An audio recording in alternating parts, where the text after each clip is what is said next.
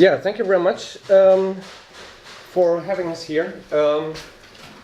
Together with Albert, I will try to present you the framework we developed, and the talk will be divided in 3 parts roughly. So the first part, very quickly, why do we need to presuppose mental representations at all? The second part will be to introduce the framework for mental representation, and the third part, the longest part, will then show how we can apply this framework and apply it fruitfully to different cases of explaining behavior.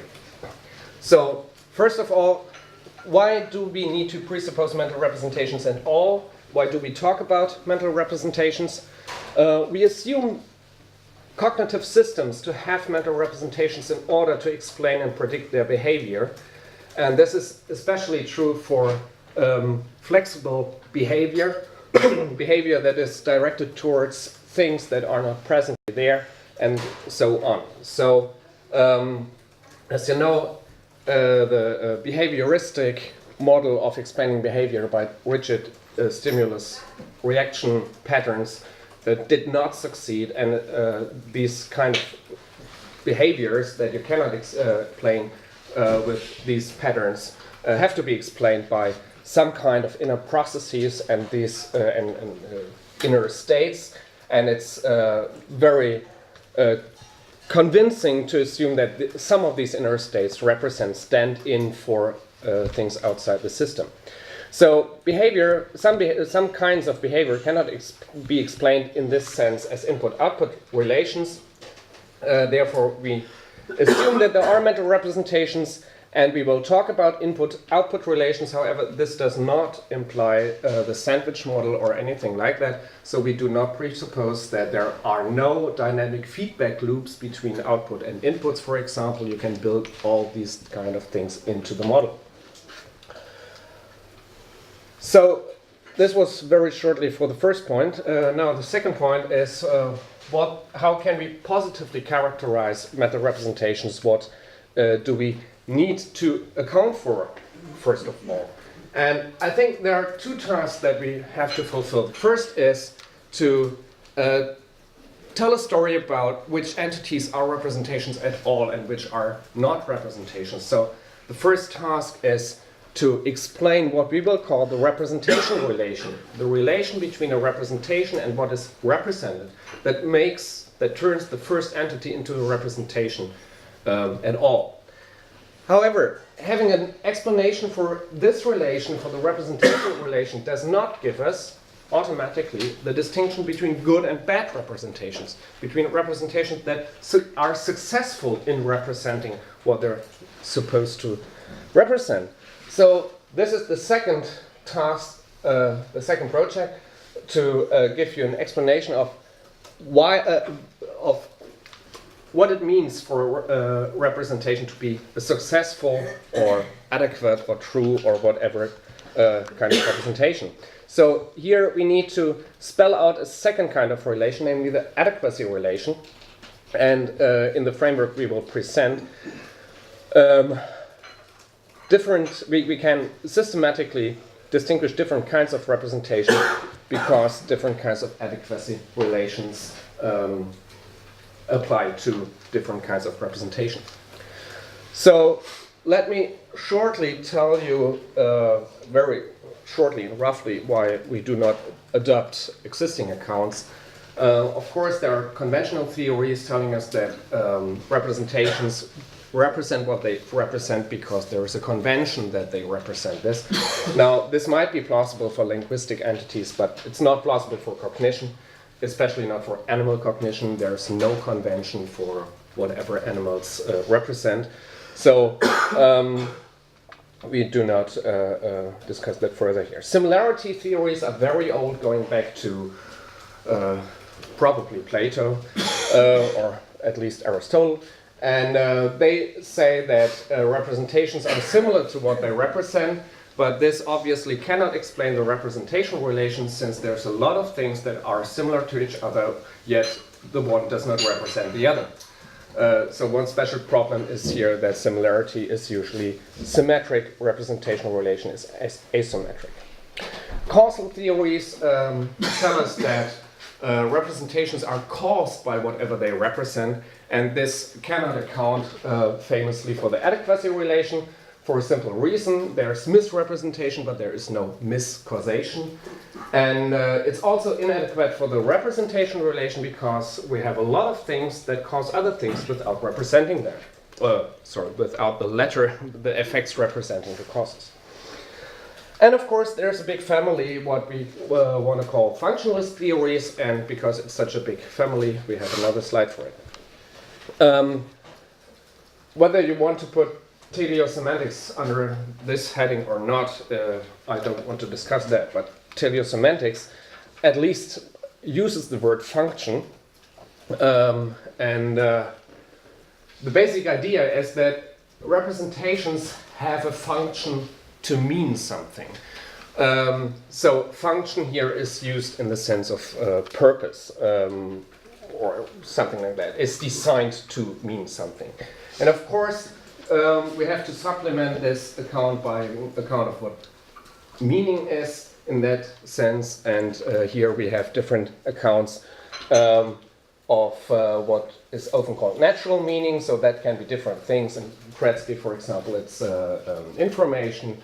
In Millikan's account, it's something like evolutionary significance or something like that. And the trick is then that a representation has the function to naturally mean something, although it does not naturally mean it, but it has the function, and this is the trick to explain misrepresentation, as you know.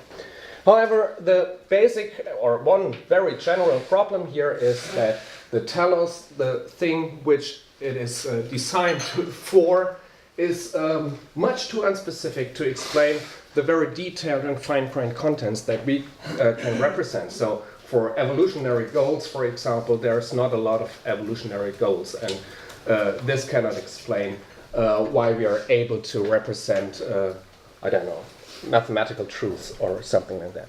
So this is a general problem. So that's one of the reasons we do not pursue this kind of theory.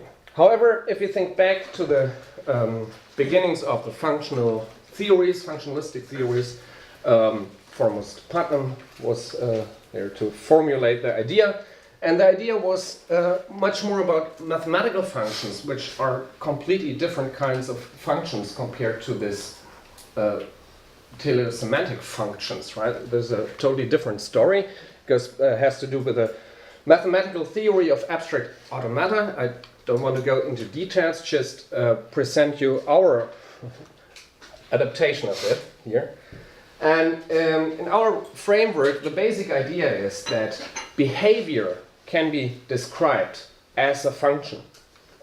So this is a process, P is for process, that turns one situation into another situation. And in some cases, these processes can be behavior, kind of behavior. So a behavior is nothing than transforming one situation to another. For example, I'm standing in front of the fridge and I do something, I behave, and then after that I stand in front of the fridge, but I have a bottle of beer in my hand. Something like that. To describe this as a function is not as odd as it might seem in the at first sight. This is what we do in a lot of different sciences. For example, in physics, we describe transitions from one state to another by mathematical functions. So this is a quite usual way to describe things in the world, dynamic processes in the world.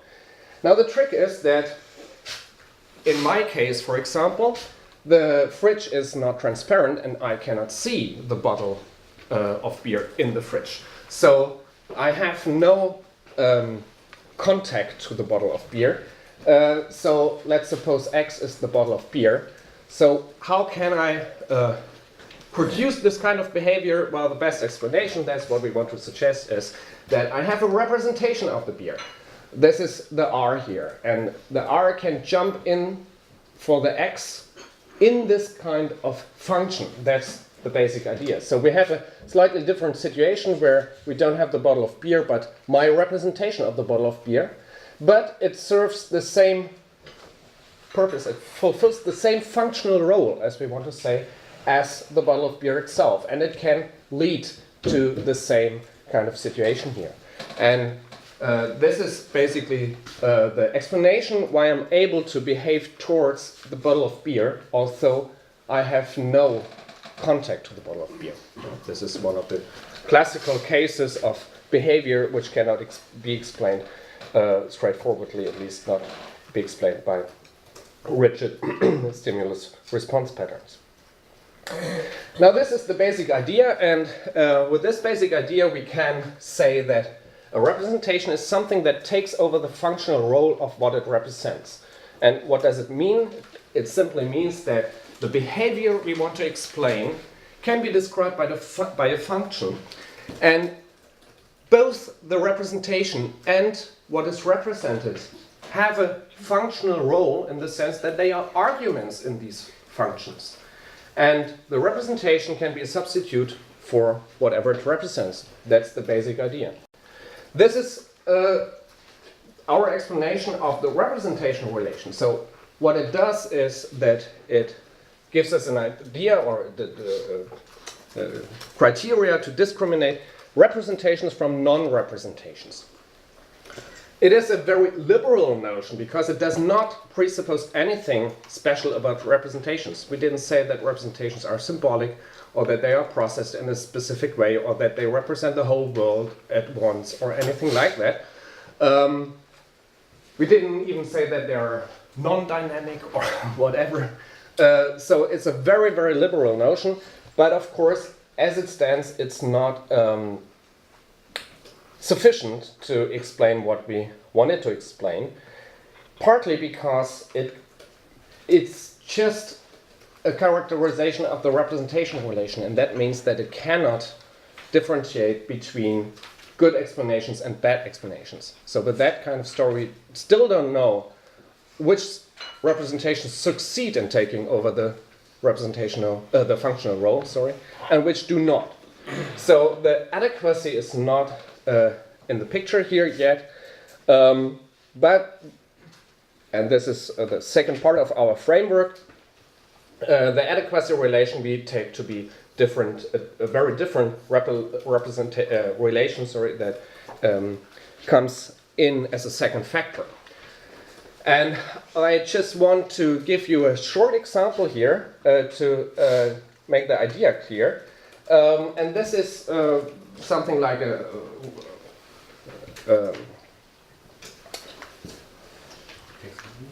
no, I'm missing the word. Well, whatever. It's based on Peirce and his distinction, and it's kind of interpretation. That's the word. Interpretation of what Peirce said. So Peirce famously, in his discussion of signs, he distinguished three kinds of signs, namely indices, icons, and symbols.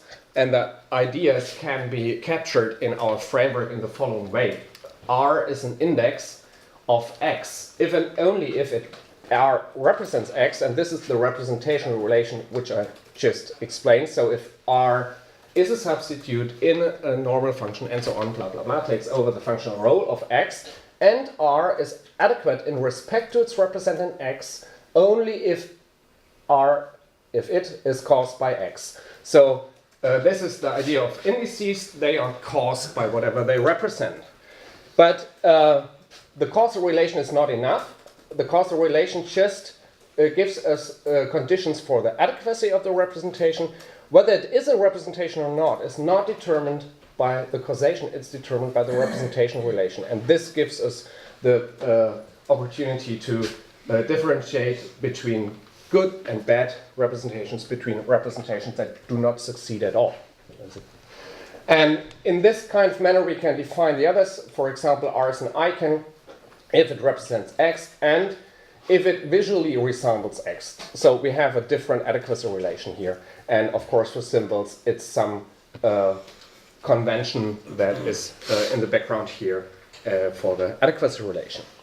Now of course, which adequacy relations there are is partly an empirical question, and now I hand over to Albert, and he's showing you some examples for the adequacy relations. Okay, yeah, let me continue with the question, what are fruitful applications of mental representations? Kind of having this picture in the background and arguing that we actually need mental representations and cannot do without that. There are two arguments that we actually need mental representations, and then I'll try to indicate a little bit how they can be characterized.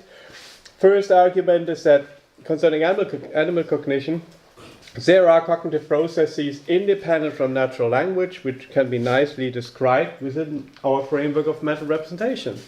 And the second argument is that looking at human abilities, we can characterize the transformation of conceptual representations in humans, especially in cases where we have one and the same word, so the same linguistic expression is going together with a change of cognitive processes, with a change of mental representations, as I will try to illustrate. So first, a short glance at animal cognition.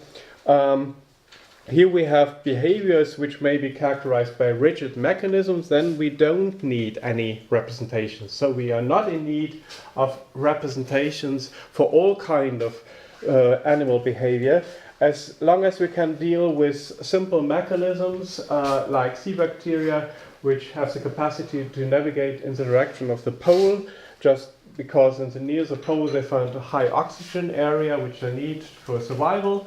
That's a kind of a mechanism that does not presuppose any systematic, stable representation. It's only an extremely rigid behavioral program that we can describe as a rigid mechanism. This already changed with something like homing behavior of ants, which is such that after an unsystematic search for food, starting from the nest, the ants, desert ants, are able to build a representation. That's the best way to characterize what's going on, the internal processing, such that they can go back to the nest in a straight line. And this can be shown to be a minimally stable representation, because if you move the ant over here, then what she does is she uses her mental representation to walk along this vector, and there is not just a representation that a fly has always directing to the light that is causally available. Here is something like a minimally stable internal representation that causes the behavior of the desert ant. Of course, there are more much more advanced behavior. That's a minimal example where we need to presuppose mental representations. The following example shows one and the same behavior, presupposing different internal mechanisms, best characterized as mental representations, which have a different functional role. Okay, if you put in a rat here, and she is able to discover food here, then she has, as actually the people discovered, first they observed the rats, okay, once they have found the food, they very quickly all go over here. But what is the underlying mechanism?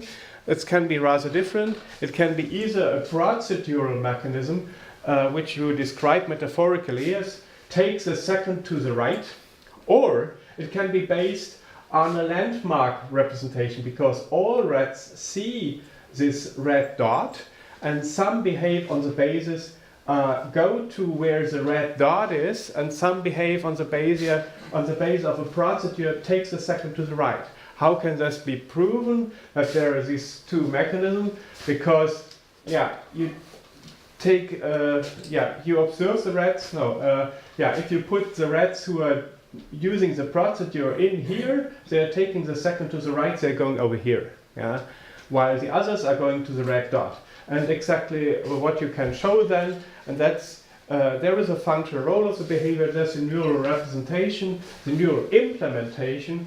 So the procedural mechanism is relying on basal ganglia. So one type of rat, if you lesion the basal ganglia, they are back to choice. But the others are acting with a landmark representation of the base of hippocampus. If you lesion the hippocampus, they are back to choice.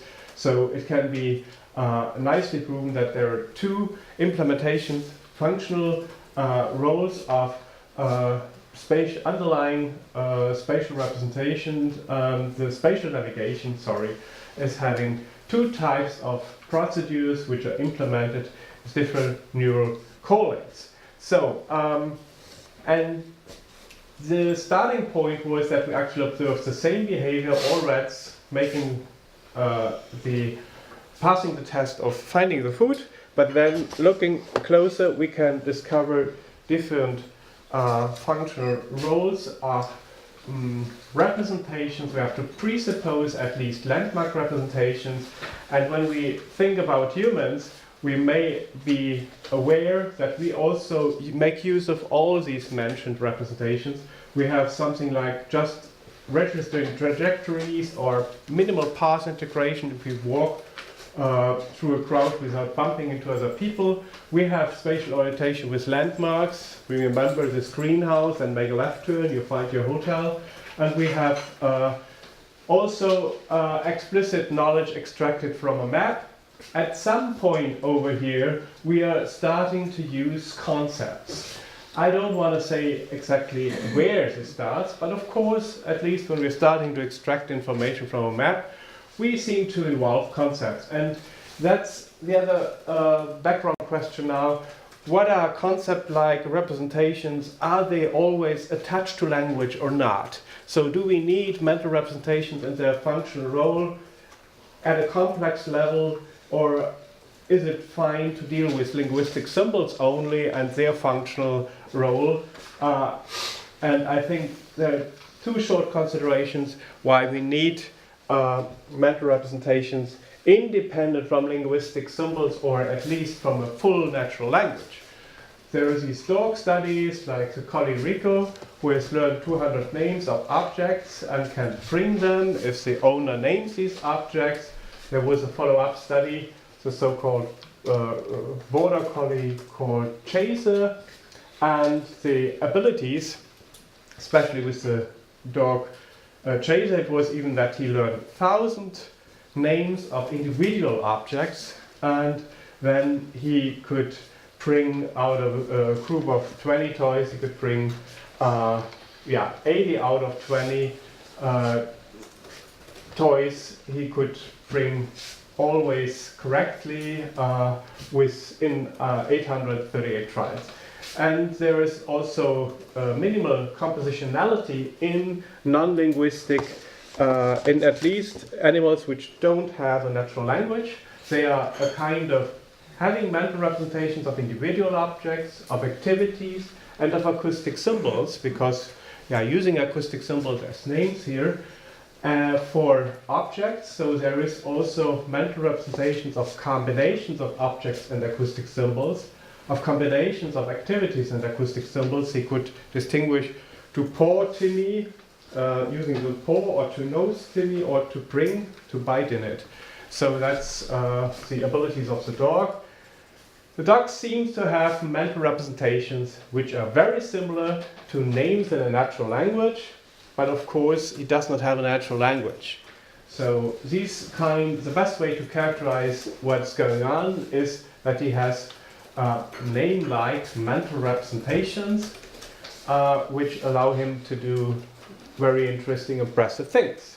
So, do we need to presuppose mental representation to characterize concept possession? And here I think, again, we need to do that, and the concept possession can be characterized by the following intuitions. So, if you want to presuppose concepts, I think it's a good idea, and here I appeal to your intuitions, that a concept is used to classify an object as having a property. Something like object property representations seem to be involved in conceptual representations. A concept can be used in use situations. So if I am able to recognize a property only in one situation, that's not sufficient to speak of a conceptual representation of a property. Furthermore, a concept is defined by a relevant property which must be sufficiently discriminated from related properties, and ideally, if I think of a property like the property red, then it should be represented as a color, ideally, so belonging to a certain type is at least a sufficient condition for having a representation of red, which is a conceptual representation. So I will try to illustrate that as follows, again with an animal cognition example where we have an object property distinction, we have a kind of a minimal stimulus independence, and we have a kind of a representation where colors are represented as red is represented as a color, and round is represented as a shape, which is a sufficient condition to characterize an organization of properties which deserves to be called conceptual. And the famous example is the Alex study, so gray parrot, which was investigated by Irene Pepperberg for a long time and trained. So the interesting case here is that the performance of Alex is such that he could learn sound patterns as symbolic labels for 5 different colors, the red, green, yellow, and so on, 3 different shapes, or 4 different shapes, round, triangle, and circular.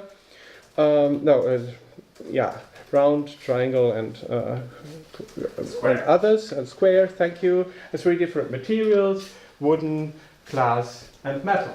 So, and then you could ask him, show him a red wooden triangle, ask him what color, and he beeps red, and what shape, and so on. You get the right answers in 85% correct answers out of 170 queries.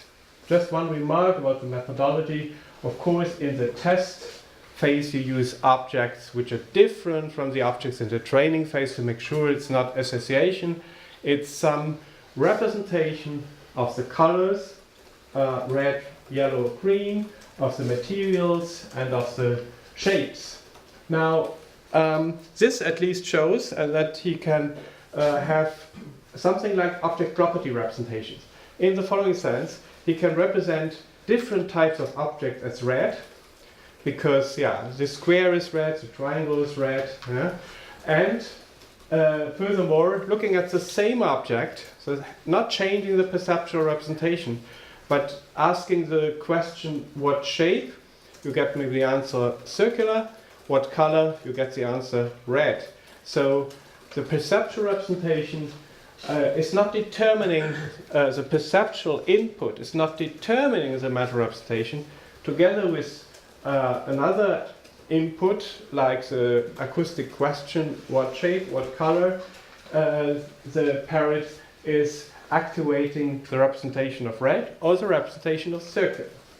So this is finally added with so there's a minimal stimulus independence, independent from the actual perceptual stimulus, and the other aspect now is that it is represented in a way that is minimalistic, or as I characterized it, red is represented as a color. And how this is proven in the case of these Alex studies is that you show him 2 different objects and you trained him the labels for color, shape, and material. You show him these 2 objects which are both red, and you say, maybe a red wooden triangle and a red square made out of glass, and then you asked what same, and he could beep red. Color. What same color? What's different shape and material? So this is just reporting the abilities, and it seems to be that the best way to explain what he is building up is a mental representation, which is a concept of red. So I'm not asking that he has a concept of color. I'm arguing that I'm not arguing that he has a concept of color. I'm arguing that he has a concept of red, because there's the object property representation, minimal stimulus independence, and he has can be shown that he is representing red as a color. So that's for this example. So Alex has conceptual representation, and conceptual representations can and should be distinguished from non-conceptual ones. And this is explained and characterized by specific functional roles which are not involving natural language. Final example, final argument. So this argument so far shows that we need mental representations with specific functional roles to characterize and explain the behavior of non-linguistic animals in the sense that they are not having a natural language, even if they are dealing with some acoustic symbols. Now we are looking at linguistic adults or linguistic human beings and the transformation of conceptual representations that we have to presuppose. Because, as I illustrate now, we can observe changes in cognitive processes where we need to characterize these changes as changes in the conceptual representations which take place in ontogeny in the normal development of our conceptual understanding. So we're dealing only with linguistic human beings, starting with the age of 4. Normal children have acquired quite some language with the age of 4, and Frank Hale, the psychologist in the 80s and 90s, made a lot of studies discovering and describing the shift from characteristic to defining features in the acquisition of concepts. This shift is shown for a lot of terms. I illustrate it in a second. I just want to highlight that this is not just one example. He did it for a lot of words like lie, breakfast, screwdriver, which are in a lot of different categories. Here is one example to illustrate what this shift is. The shift in our conceptual learning that takes place is the shift from characteristic feature understanding to a definitional understanding of the same word. So 4 and 5-year-olds, when you ask them what is an island, they are asking, and you can do that and describing things and asking them about whether this is an island or not, and then you find out that there are palm trees, sandy beaches, you find seashells, it's warm weather, you can go swimming, and it's sunshine and so on. So a lot of typical features, but they are completely unsystematic. 9-year-olds, they understand this definition, a body of land surrounded by water on all sides. And you can even then characterize that, only indicate this change as a change in mental representation. It's the same word which is anchored in linguistic abilities, but the word is associated with a different mental representation the following way. 4-year-olds and 5-year-olds they are adding up and collecting different characteristic properties without systematizing and organizing them. They're kind of all rated almost the same, or just with the probability they hear them or experience them. Then it starts to children acquire a lot more of these properties. So there's an enrichment, but the enrichment is coming with the structuring.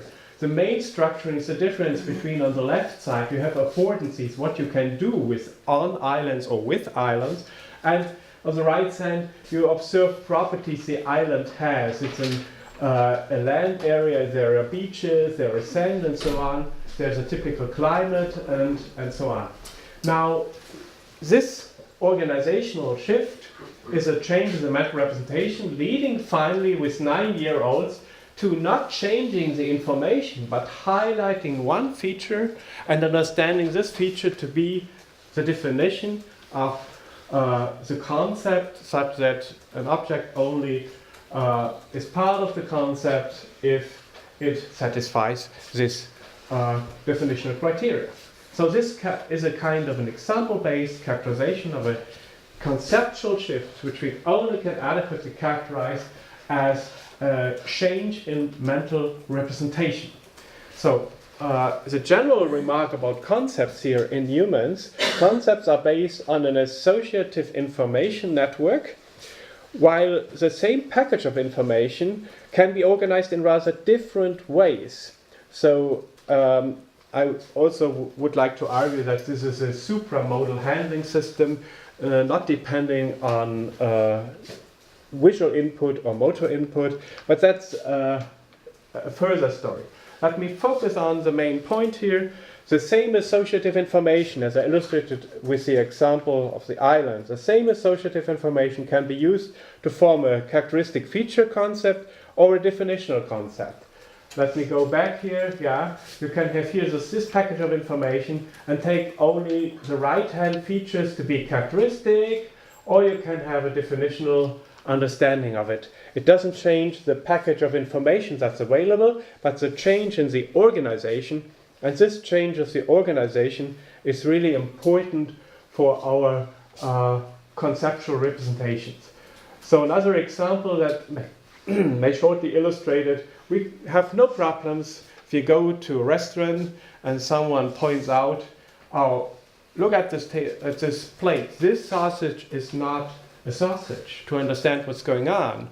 Namely that he wants to say something like, this object that is looking like a sausage is not a sausage in the definitional sense. So we have a kind of a characteristic feature based understanding, and we have a theoretical, a definitional understanding of the same word in one and the same sentence. We have no problems to deal with that in everyday life. So we need to presuppose meta representations as the second main argument to account for the transformation of concepts in human ontogeny, and our flexible understanding, illustrated with this last example, is something where we also make use of this change of meta representations dealing with one and the same word. Here is the conclusion. Why do we need to presuppose meta representations at all? Because we want to explain behavior relying on cognitive processes, especially with animals and young infants, which are not able to rely on any natural language understanding. What kind of framework can account best for mental representations? We want to argue that a functionalist account of meta representations allows for an investigation of typical meta representations. Finally, what are fruitful applications of this framework? And here, one of the main fruitful applications is also the transformation of conceptual representations in ontogeny. Thank you very much.